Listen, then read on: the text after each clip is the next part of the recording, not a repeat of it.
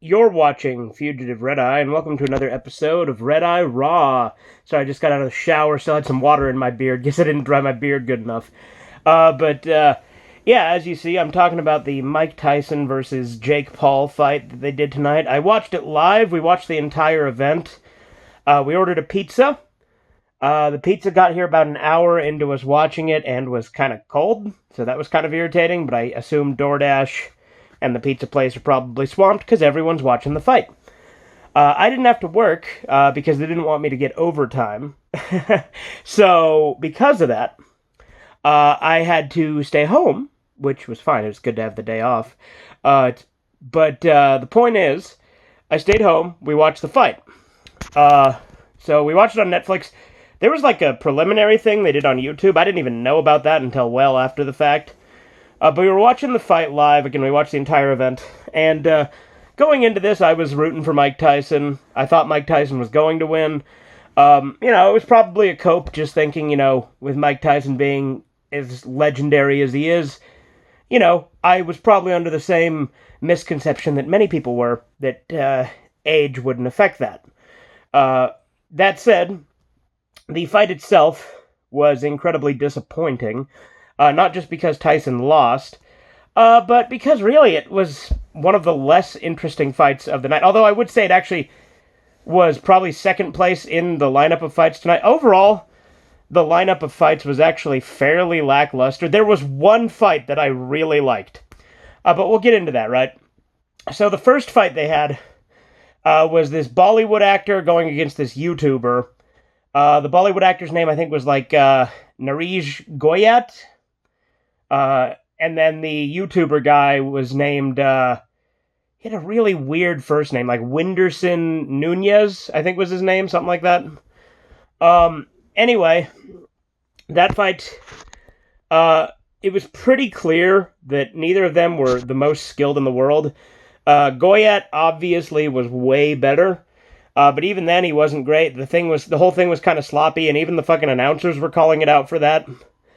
It was what it was. It was a 6-round fight, and it wasn't very good. It was very sloppy. It had its moments, I suppose. It became pretty obvious Goyat was going to win after the first few seconds. I was like, okay, fine, starter fight, not that important. But then we got the second fight, and the second fight kicked ass. The second fight was Mario Barrios versus Abel Ramos. And these two guys were fucking great.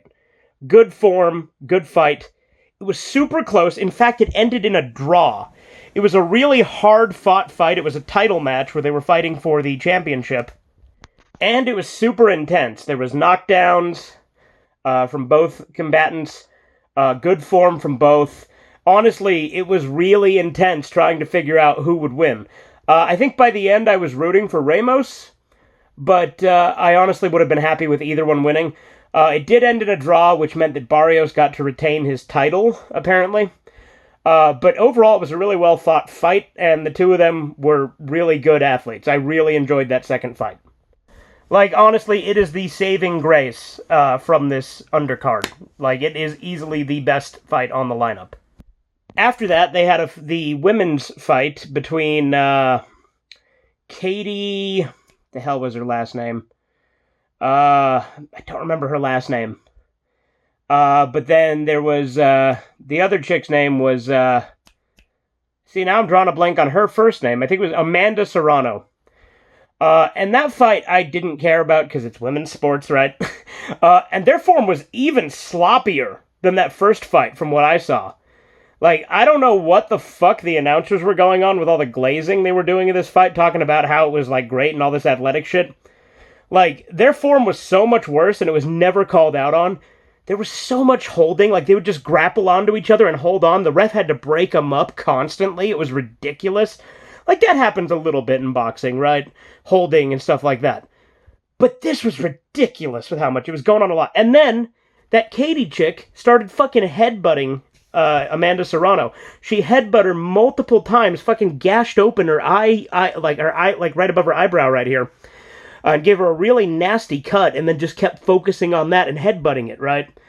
And I went into this not caring that much about it, but then when I saw how much this Katie chick was cheating, I was like, Serrano better fucking win this fight. Like, that was my investment at this point, because of just how fucking dirty this bitch was fighting. I really wanted Amanda Serrano to win, and she totally did win. Again, first off, bitch should have been disqualified with how much she did that holding and headbutting and everything. It was ridiculous. But second off, the points deducted didn't really matter. In the end, they gave it to Katie. Again, I don't remember her last name. And that's ridiculous to me. Like, that didn't make any sense. And you could hear the audience boo, too. Like, nobody was happy with that result. And it was just fucking frustrating as hell. Like, that one was easily the most frustrating fight on the card because of the cheating and the result. Like, it was ridiculous that they gave her the win. And now we talk about the main event itself. Interestingly, they called it a double main event, where they had the women's fight be considered a main event as well. The main event here, Jake Paul, Mike Tyson, right? That's what we were all there for. That's what we all wanted to see. And, it had its moments. Mike dodged a lot of punches. He threw a handful. He threw, I think, 97. Landed, I think, 18. Nowhere near the amount that Jake Paul threw and landed. Jake Paul was fucking, way faster and threw way more blows.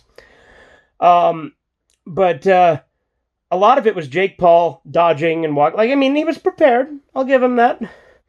And Mike Tyson did a decent amount. The problem is Mike Tyson was primarily on the defense, and that's not Tyson's strong suit.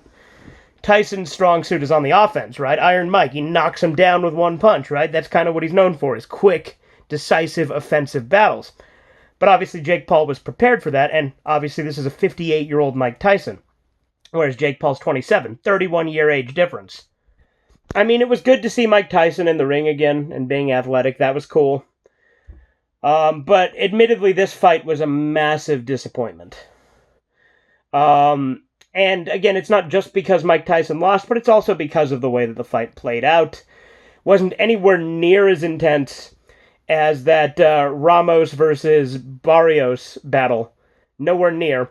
And I would say it also wasn't even as intense as the women's battle, because the women's battle was intense for a completely different reason, because it was bullshit. Like I said, the women's one made me rage. The Mike Tyson fight I enjoyed probably more than the women's fight. The women's fight probably pissed me off the most, so it's probably my least favorite in the lineup. But it was more investing than that first fight. Goyette versus Nunez. That one was just kind of there. The women's one made me really angry. So I like the Tyson fight more than that, I suppose, simply because of that. But it did feel very anticlimactic as the main event. Again, it was good to see Mike Tyson fight. That was cool.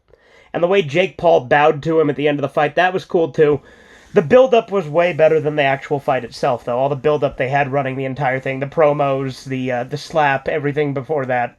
But yeah, the one saving grace was Ramos versus Barrios. That was easily the best fight. And I enjoyed it quite a bit. That one was actually really good. Again, Tyson versus Paul, I enjoyed watching it for seeing Mike Tyson in the ring again.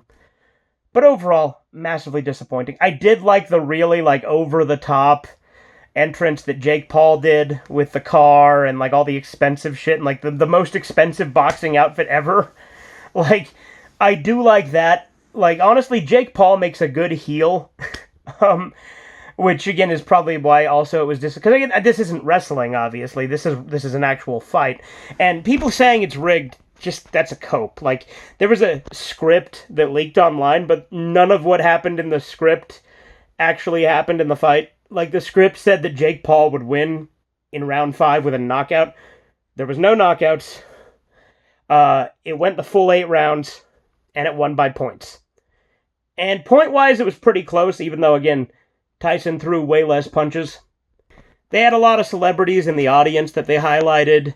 They had Shaquille O'Neal there, and they had the two guys from Cobra Kai, the ones who played Johnny Lawrence and Daniel LaRusso. I don't remember their actual names. This is the second time I've watched a boxing event as it was, like, relevant and going on. Because I've seen old fights of Mike Tyson's and stuff like that, but I've never actually, like, sat down and watched it live like this, other than I watched Wings versus Boogie. But obviously that was much quicker. Here's the thing. As you guys know, I'm not a big sports guy, but I like combat sports. Combat sports are fun. You know, boxing, MMA, wrestling, these things. Now, I've always gravitated towards wrestling, so ironically, the combat sport that I've had the most enjoyment of in my life is the one that is scripted and fake, right? That's the one I've enjoyed the most.